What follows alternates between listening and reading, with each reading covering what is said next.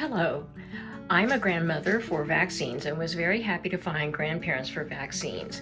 I am deeply concerned about previously eradicated illnesses that have come back because some parents have stopped vaccinating due to misinformation and fake news. I'm here to talk about why vaccines are so important and what it's like to grow up without vaccines, like me. The right to practice religion freely does not include the liberty to expose the community or the child to communicable disease or the latter to ill health or death. Prince v. Commonwealth of Massachusetts, 1944. The above quote came to be very important in my child advocacy activities and still holds true today.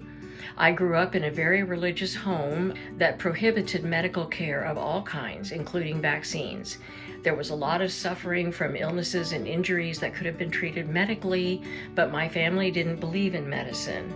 Consequently, my little sister died at age 7 after a 2.5-year battle with probable malignant lymphoma, in quotes from her death certificate. And another sister would have died at age 7 if a doctor had not been called to the house after she had a terrible accident. The doctor hospitalized her immediately, which my parents opposed, but this sister's life was saved. If children are seeing a pediatrician or other doctor regularly for vaccines, a child's advanced illness, like my little sister's, is brought to the attention of authorities who can intervene on a child's behalf. When I was 23 in 1977 is when I first realized the terrible position I was in from having been raised without vaccines. I was 4 months along and my OB said he presumed I had had all my vaccines, especially German measles.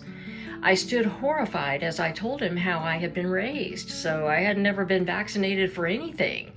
My jaw dropped and panic seized me as he told me the various deformities my baby could have, and that was if she lived. I had had to abide by the religious exemptions to the mandated vaccines required for public school. So I grew up not really knowing which medicines to give my children and how to care for them, but I learned from trusted sources like doctors. It wasn't until years later, when I became a mother, that I learned how crucial vaccines are to a child's healthy development, given according to the recommended schedule. My daughter was born completely normal, thankfully, and I followed the pediatrician's advice without question, as I would continue to do in ensuing years with my other children. Even though it went against the way I was raised, I knew it was right to get my children medical care along with vaccines, even though my parents felt betrayed. However, I saw one little sister die without medical care and one survive with medical care. So I have always loved doctors and science. My parents were not doctors.